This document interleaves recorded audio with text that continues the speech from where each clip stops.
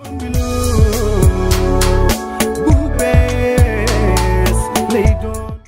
ngi tudd Thierno Gueye dëkk Bambilor quartier Médina Bambilor bokk ci ñi nga xamante ne nii ñoom ñoo nekk ci wàllu inondation bi di wax ne on a fait appel à la presse juste parce que on a pour crier notre ras-le-bol pourquoi notre ras-le-bol parce que ça fait 5 ans on vit la même situation et il n'y a aucune solution. Il y avait de l'espoir parce qu'on nous avait dit qu'après Keur Massar ce sera Bambilor mais jusqu'à présent la population continue de souffrir de mal en pire. Je vais vous donner un exemple. L'année dernière, si on avait souffert à 50%, aujourd'hui on est à 100%. Raison pour laquelle on a dit que ça s'arrête. On ne va plus continuer sur cela. Et quelles sont les difficultés que vous rencontrez? D'énormes difficultés. Parce que bon, tu vois un père de famille qui quitte juste sa maison pour aller abriter à l'école dans des salles de classe. Une classe, on met 5 ou bien 6 familles. Là, bon, je pense que c'est la plus grande difficulté. Parce que tu es là avec tes enfants, quelqu'un qui avait son salle de bain et tous ces trucs-là, on le met dans une salle de classe avec 5 personnes. Les maisons commencent à se détériorer parce que bon, après la pluie même, il n'y aura pas de vie. Parce qu'avec les murs humides là, bon, ça peut amener des maladies. Je vais te dire une chose, je pense que ça c'est une farce.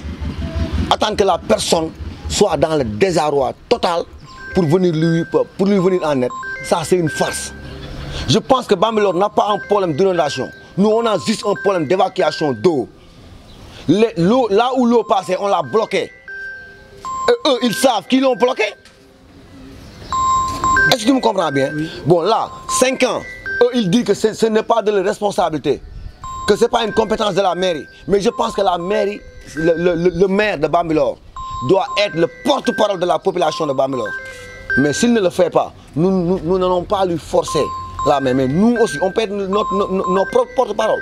Raison pour laquelle on vous a envoyé. Vous avez vu, la mosquée de Bambilor est inondée.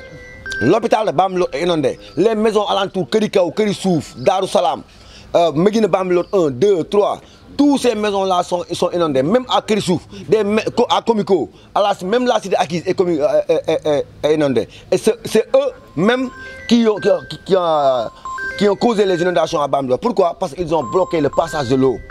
J'ai dans ma main des factures que la population eux-mêmes ont cotisées. Ce bon-là, c'est le chef de village qui l'a amené. Un bon de 100 litres. La mairie, avec l'aide de Keba Diallo, qu'on salue de passage, qui nous a donné 200 litres. Nous, ces factures-là, si on les calcule, on est à 850 000 francs de factures. Et il y a d'autres de 40 litres, de 20 litres qu'on n'a pas mis dans les factures. Raison pour laquelle on a dit ça suffit, parce que pour acheter ces factures-là, il faudra qu'on ait inondé pour amener ces machines-là qui consomment 80 litres par jour. Mais sur ça, on avait eu des informations que ce sont les militaires qui ont pris en charge de cette machine. Les militaires sont venus, ils ont installé la machine. Mais c'est nous, la population, qui leur donnait du gasoil. On leur donne le petit déjeuner et le déjeuner. Et on les assiste, on les aide. Parce qu'eux, ils sont venus pour nous aider. Et nous, on est là pour notre quartier. Je te dis que nous tous qui sommes là, tout ce qui nous intéresse, c'est Bambilor. Rien d'autre que Bambilor. Et maintenant, où sont ces militaires? Bon, ils ne sont pas là. Parce que bon, eux, ils savent que nous, on peut allumer la machine, mettre du gasoil et sortir, évacuer l'eau. Parce que cette eau-là que tu vois là, c'est à partir de 1 km derrière nous que cette pont-là fonctionne. Et Bambilor, il y avait 4 ponts à l'entrée, au niveau, avant d'accéder à la station Shell. Ce pont-là, non 5 ponts du moins, ce pont-là, il y avait un autre pont au niveau du marché et le pont au niveau de Ndiassane, à la sortie. On a bloqué un pont, 2 ponts, 3 ponts, on l'a bloqué. Bambilor a maintenant 2 ponts qui fonctionnent. Et l'autre, là, qui l'a bloqué. Parce qu'ils ont construit une maison devant le pont.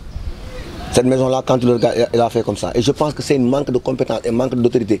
Parce que quand on est dirigeant, on doit parler pour la population, mais pas pour lui-même. Mais comme vous êtes chargé d'évacuer les eaux pluviales, maintenant vous n'avez plus les moyens, est-ce que vous avez interpellé le maire pour lui dire... On n'interpelle personne. On n'interpelle personne. Pourquoi? Parce que c'est eux qui devraient le faire. Et nous, on ne veut plus de cette situation-là. On ne veut plus... On veut des canalisations. On veut que cette eau-là ne reste plus là. Parce que c'est des eaux depuis... Parce que quand tu regardes derrière, ou bien à l'hôpital, ou bien les autres maisons, c'est des eaux privées qui datent de 3 ans. Ils sont là. Et Bambilor, ces eaux privées, c'est un cours d'eau naturel, je le dis. Ça quitte derrière les montagnes de Thiès pour aller ravitailler le lac Rose. Nous, on est nés ici, on n'a jamais vu d'inondation. À Kermassar, à Boune, tous ces gens-là, que les canalisations passent, c'est la population qui a porté le combat, pas les politiciens. Parce que hier, avant-hier, le ministre était là et le préfet, le maire était là, tout seul. On a vu, nous on était là, on a fait le constat. Il n'y avait pas l'adjoint au maire, il n'y avait pas le chef de village, il n'y avait que le maire. Et on a entendu son discours, il n'a pas parlé pour la population. Qu'est-ce qu'il a parlé? Il a parlé que, bon, c'est là que je pêchais les colères, tous ces trucs-là, ça ne nous intéresse pas. Le ministre qui gère les inondations, celui qui doit construire les canalisations était là. Il devait lui montrer là où il doit passer les canalisations. Il devait lui mettre le désarroi et la souffrance que vive la population de Bambilor que de dire qu'il y a des colères, on n'en a pas besoin. Mais maintenant, que comptez-vous faire si rien n'est fait? Actuellement, ça c'est une phase pacifique. Parce que qui connaît les Bambilorois savent que nous, on est des gens qui n'aiment pas la violence ou bien qui n'aiment pas faire le bruit. Mais s'ils nous forcent, on va aller sur ce même combat-là. Parce qu'ils ne peuvent pas, à l'espace de 10 ans, nous inonder de plus de 50 000 maisons. 50 000 maisons, je le dis, mon ami. Il n'y a pas d'évacuation d'eau. Ils ont déjà le blanc qui était là à arnaquer nos grands-pères. Eux, l'État l'a récupéré, il le donne à des individus. Bon, je ne sais pas, je ne peux pas citer leur nom. Nous, cette terre-là ne nous intéresse plus.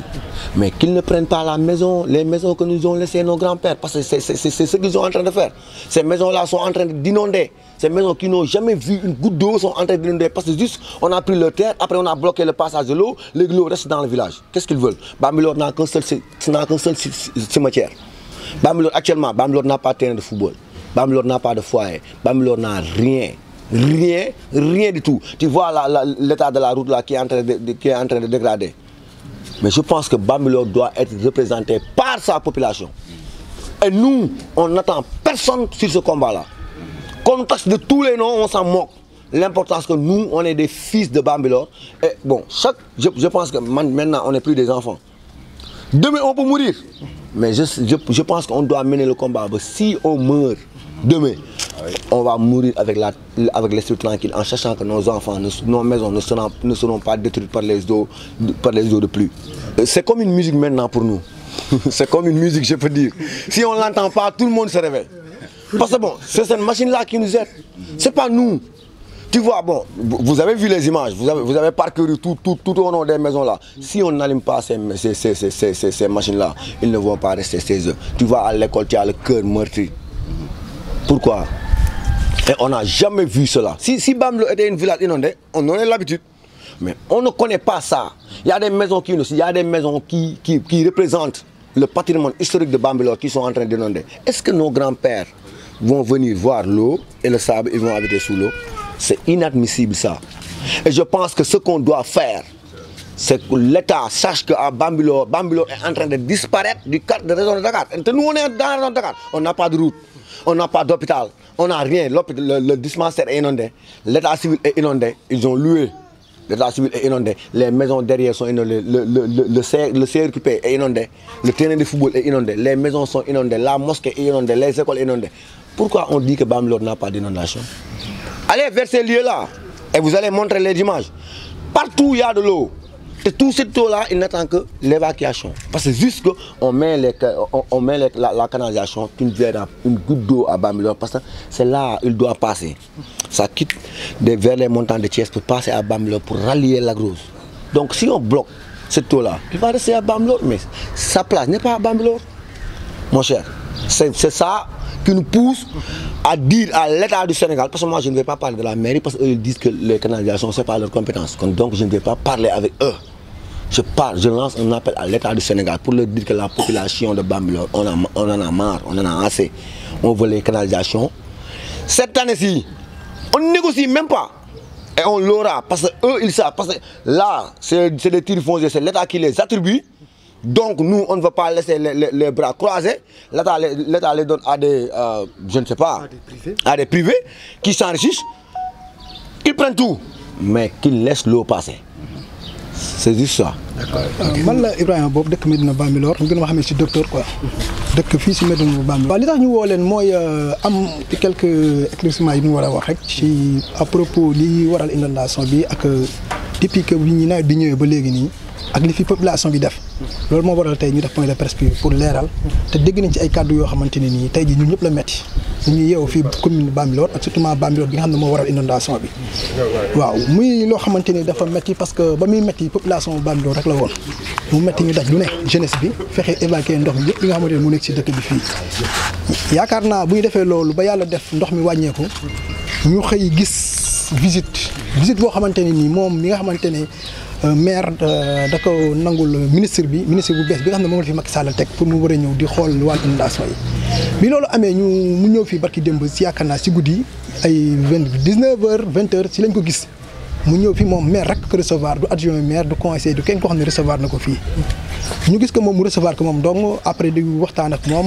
wanal na ko daal affaire yi jaar na yoon waaw ba remercier préfet remercier ñun ñëpp te ba léegi li waral ministre bi ñëw fi en tant que ministre ba ñu yebal ko fi mu ñëw dafa waroon ñëw dugg ci population bi parce que léegi population bi ñu ngi souffrir ci wàllu ndox mi kër yi yëpp ngi am ndox yoo yaa ngi sonal nit ñi yaa ngi dégg ndox yi jeexul ci dëkk bi yaa ngi dégg marché bi am na ndox boo demee hôpital ba kenn waxu ko noppi jumaa ji mooy noonu bayaal yi amatul fenn terrain football Bambilor yaa ko gis ni mu mel boo demee boo natt da ngay am 1 mètre de profondeur de l'eau boo demee nii boo natt da ngay am 1 mètre profondeur de l'eau kon tool loolu bu amee moom mu ñëw war a dem foofu noonu demu fa maire accueillir ko fii wax ko ne ko liggéey bi jaar na yoon wax ko ay doléance am ay saabu di ko ñi da leen a war a déloger jox leen li leen jox pour ñu mën fee pousse non maire joxuñu xaalis pour gasoil maire kon fu ngeen di jëlee xaalis bi fi ñuy jëlee xaalis bi ñun population bi ñoo koy dajale ñun balaa ñoo jot gasoil yu maire di bëgg a dee maire bi ñu koy gis fii xam nga kañ lañ ko gis mooy firndeel ne yéen a koy facture yi mooy wane ak lu dul facture yoo xam ne binduñu ko ndax ci pression bi ñu nekkoon ak ndox mi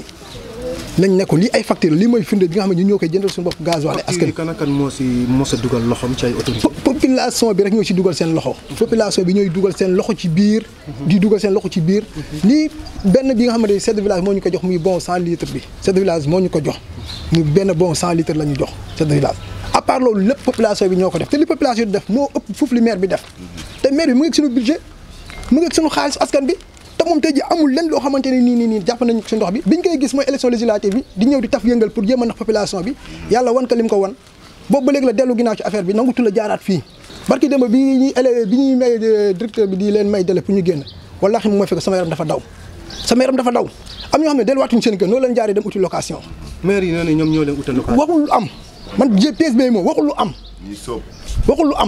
am na ñu mu utal location nag parce que ñoom ci moom lañ bokk bañ ne prime lacc commune cité ak la leen yóbbu la leen yóbbu waaw parce que ñoom ci moom lañ bokk waaye nag ñi nga xamante ne ñi ngi si école bi amul kenn ku mu dimbali ku nekk saako ceeb ab mat laa leen la jox pare nañ ci ba ñuy génne ñoo génne seen propre mais amul kenn ku leen jàppale bu taxee mooy taxaw ma ne ko li nga xam amul te bi ñuy génne sama kanam sama yaram dafa daw jour boobu noonu mënuñu ko teg fii 10 ans population Bambilor defal ko lu ne mu dégg maire dégg di honorable député am lépp ndax population Bambilor tey jii mu toog fii tey nii ba pare nangul delloo njukkal commune population Bambilor naru leen delloo njukkal duñ ko nangul kenn ci kër aduna jar na ñoo gar suñu bakkan bu amul ñu diñ am nañu diñ te ñun ñi dañoo diñ kon ñii da ngeen yëglu rek dañuy yëglu wax leen lu mel ni midi te buñ ko waxee moom dina xam da ngay gis ñu ñëw di taal machine bi nii dafa am moment yoo xam ne moment yu difficile dañ ko dund fii am na taw yu mu taw fii nii 2 heures taw boobu noonu bi jour boobu noonu def ngeen benn interview 8 heures ci suba heure bi lañ tàmbali ba fanaan nat 8 heures ci suba nekk ci am machine di def lu ne ndax machine bi pour évacuer ndox moo xamante pour mu gañ ba bañ a gaañ population bi te bu gisuñu kenn si ñoom amul kenn ku ñu gis si moom loolu nag moom moo tax ñu fës na tàkk te parce que Bambilor nekkatul dëkk bu ndaw commune Bambilor nekkatul dëkk bu ndaw commune boo xamante du hôpital bu baax du marché bu baax du dara loo xam ne infrastructure du place publique du dara loo am ci commune Bambilor te ba pare ñu lay fotel chaque année 1 milliard 400 1 milliard 100 budget yow mënoo def du man maa la jox firnde du jagsaaw du ngéntu du fenn fooy dugg fekk fa benn infrastructure bu maire daf mu nekk 10 millions amul kon nag li ñuy waxal ñu dañuy wax ñu nekk ci kaw te di wax ak ministre bi moom nañu dégg bu baax ñëw fi pour askan bi dafay ñëw pour ngañ Macky Sall président Macky yow laay waxal bu baax nga di ma dégg sa ministre bii nga teg na ay gouvernement combat du gouvernement combat de gouvernement nëbbatu la parce que ñun dañoo nëbbatu ñu askanu Bambilor parce que bu ñu inondation ay centre ñaari commune lañu cité muy commune Touba ak commune Bambilor commune Touba bañ na bay am loo xamante ne ñu ngi koy liggéey ñun commune Bambilor wala gisaguñu benn réalisation bu ñu tegal kon nag tey jii dañoo bëgg fas yéene tàng jàkkaar ak ñoom suñu dañuy defar suñu dëkk mu am jàmm su ko defal moom Ngagne Diop du am jàmm parce que moom mënul nekk ci jàmm ak njabootam ñu nekk ci safaan ba duñ ko nangul kenn ci kër ak àdduna.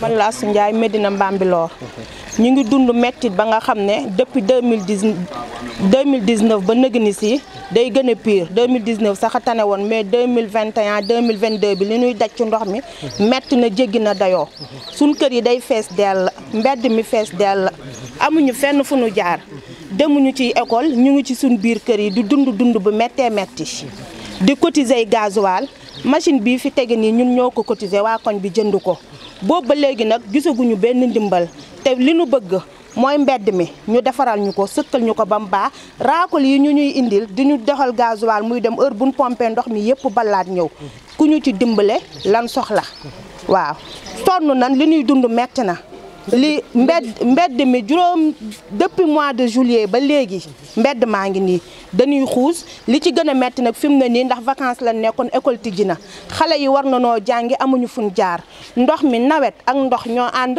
te ndox ak ay picc ak i jaan ak lépp ñoo ànd ak yooyu si buru beeg yëpp choléra mën na fee jóge yow mi mag ni nga mën a gérer sa bopp xale mënta gérer noonu boppam xale kenn mënu kaa teree génn kenn mënu kaa teree fawe rawati nag école tijji na fii la ñuy jaar ñu ngi nii ci biir ndox mi war a xuus dem jàngi ak année scolaire bi nekk ci classe d'examen maa ngi ak ñeenti xale yu war a jàngi fi mu ne nii jàngeeguñu loolu daal la ñuy dund. man day gisuma benn ndimbal man Astou Ndiaye 2019 ba 2022 lii laay dund te fi laa dëkk mësuma toxu demuma école sama kër laa dëkk fa laa nekk ak ndox mi du dund ak ndox mi dara mësuma faa fekk.